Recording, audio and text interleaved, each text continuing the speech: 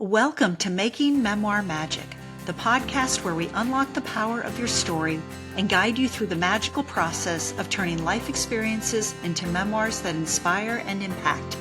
I'm your host, Carrie Kreisman, a memoir mentor and storytelling champion, and I'm here to help you find the courage to embrace your unique story and share it with the world. Whether you're just starting out or refining your final draft, this is the place to be for practical tips, inspiration, and the encouragement you need to write the memoir only you can tell. Ready to make some magic? Let's dive in. Hi, friends, and welcome back to the podcast. Today, I want to talk about a question that I recently got from a published author who's also a friend, and he is writing book number 2. And because it was such a good question, I wanted to share it on this podcast and expand on what he and I discussed, because I think almost every serious writer wrestles with this at some point. So the question was, can a writer change their voice? So honestly, his question gave me pause for a minute. But the more I thought about it, the more I thought, absolutely yes. Okay. But there's some caveats that come with that. The longer answer is where things are going to get interesting. So yes, of course, a writer can change their voice. But while writers can absolutely change how they sound on the page, there's often still something underneath the writing that will remain recognizable. So that's the good thing about it. That's like the emotional fingerprint that your words leave on the page. And that is an important distinction to keep in mind as you, as a writer, evolve and are cognizant of the fact that your writing voice might be changing how you sound, how you construct sentences in your prose. But underneath it all, you're still you. But that recognition of that change can be alarming sometimes. Many writers panic when they notice that their writing changes. They think, oh no, I didn't sound like I used to. Or what if readers don't connect with this version of me? Or they might even think, am I losing my voice? The one that I published with at first, the one that sold my books, the one that readers recognize and tell me they love. So not to worry, because there are ways to navigate this evolution of your writing voice while keeping certain things in mind.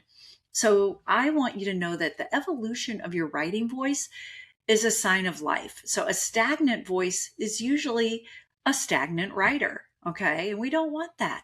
Memoir writers especially need to understand that while memoirs are tied to perspective, our perspectives change as we change. It is a natural evolution. So we can't expect our writing voices to remain the same all of the time.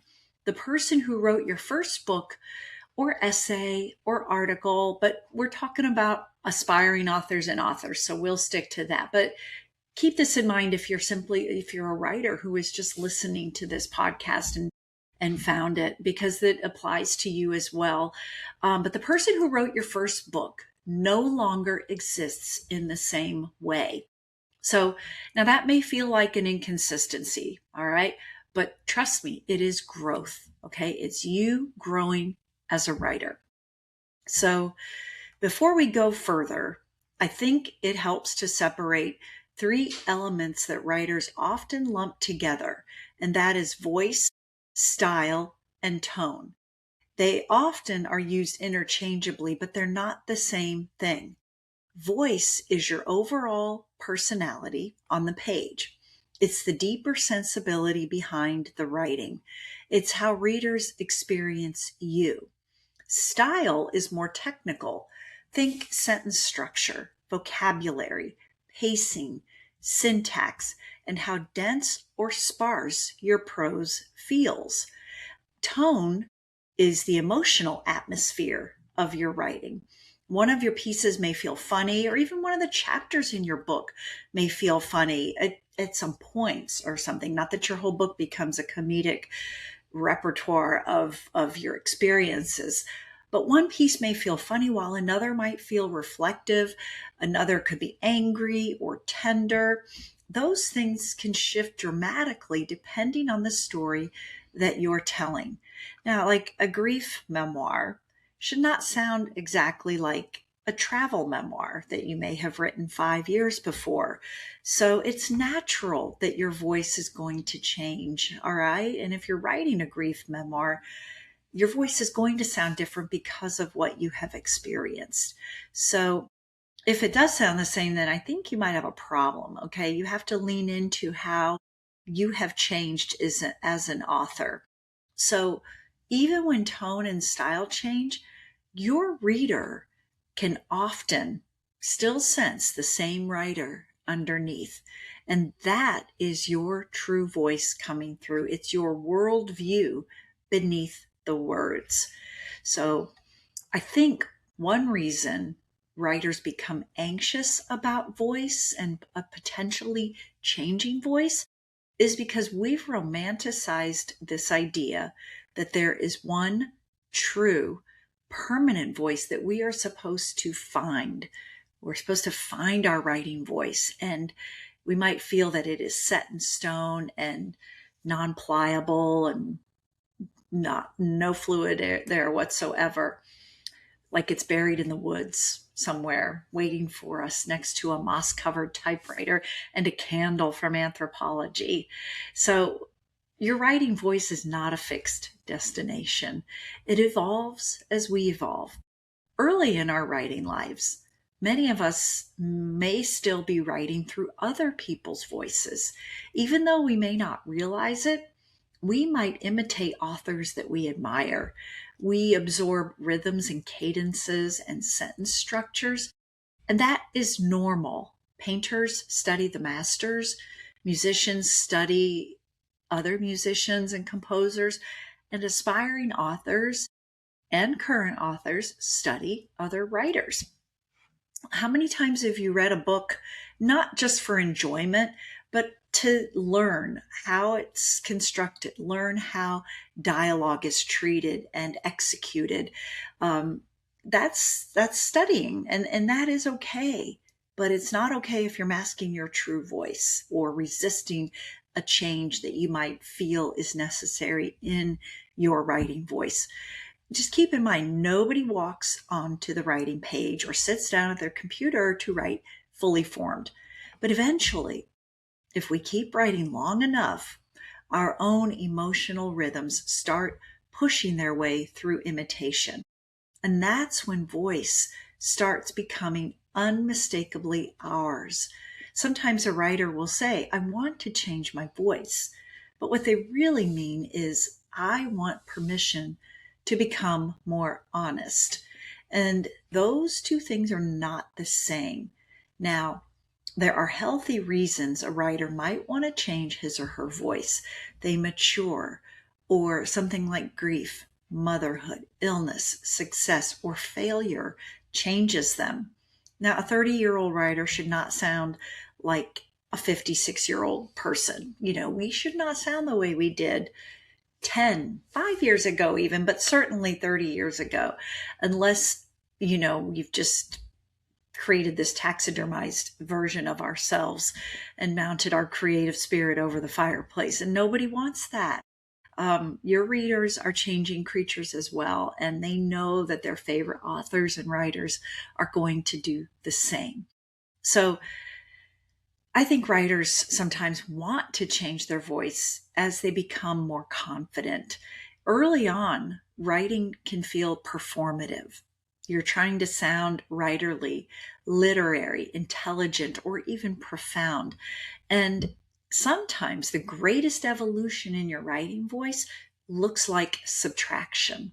So think of your evolving writing as less performance, less decoration, less proving yourself on the page, and replace those tendencies to do those things with more truth and precision and humanity.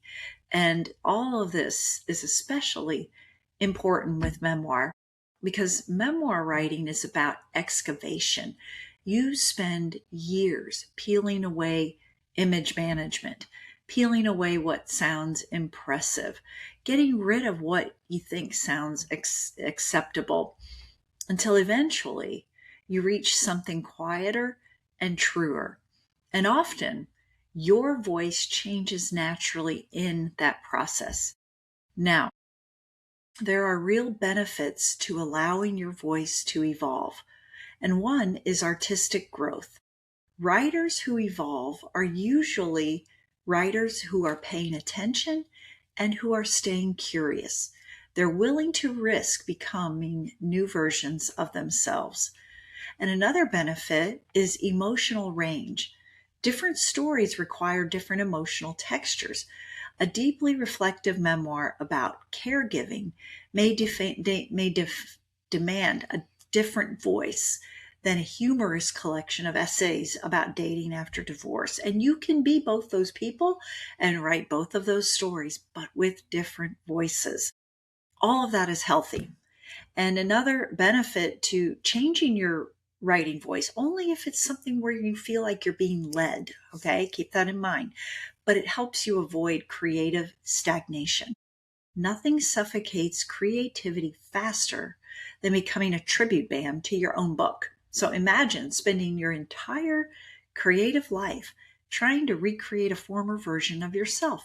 That's exhausting. It is not productive, and your readers are not going to resonate with that version of you as a writer. So there are some things to keep in mind if you're feeling a shift toward changing your writing voice. The readers often want what I call same but different. They want familiarity. They want the emotional experience that they loved before. Okay?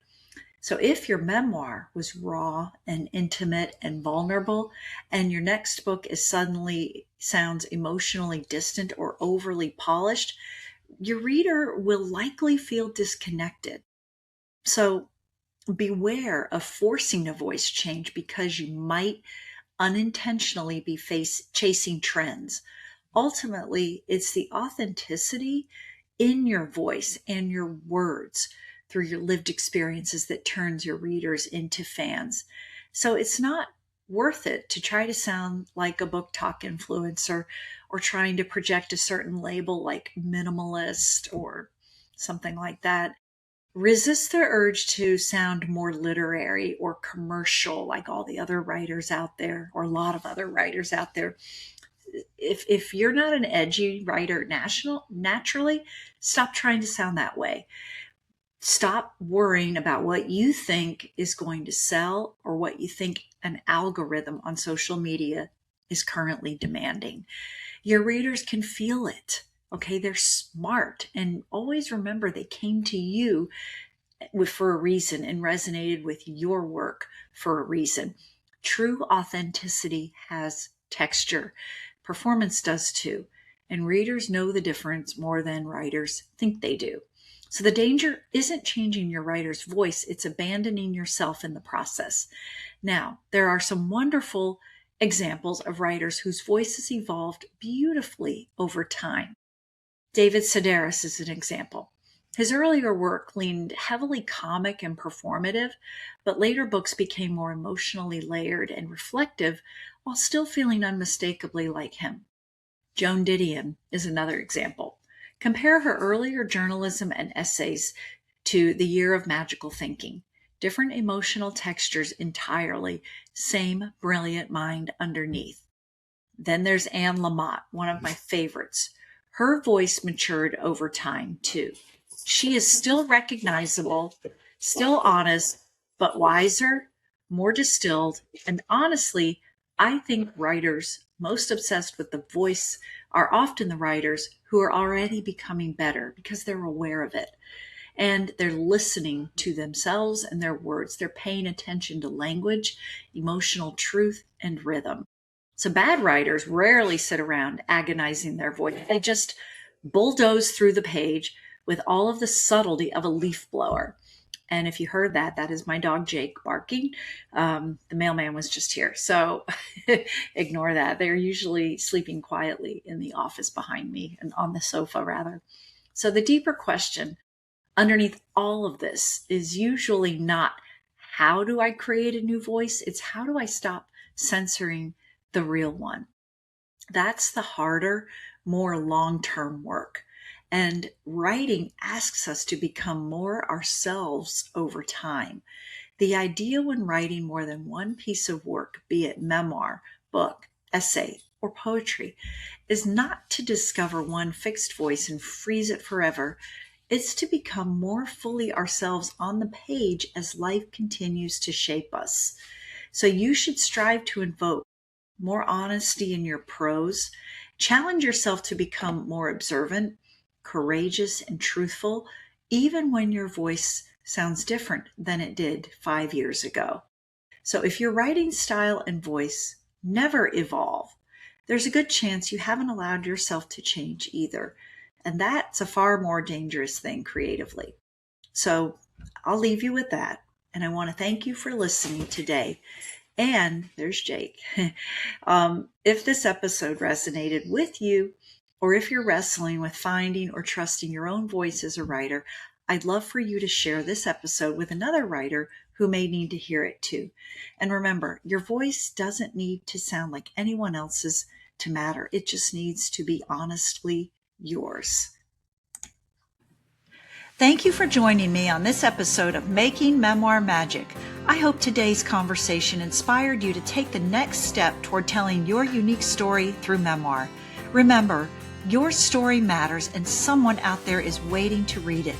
If you enjoyed today's episode, don't forget to subscribe and leave a review. It helps others find the show. You can also connect with me on my website at carriekreisman.com, on Instagram at carrie.kreisman, or join my Facebook group, Memoir Magic for Aspiring Authors. You'll get more tips and inspiration on your memoir journey. And each Wednesday, I host a Memoir Magic write-in where you get to join other writers to accomplish the often arduous task of getting words on the page. Until next time, keep writing, keep sharing, and keep making memoir magic.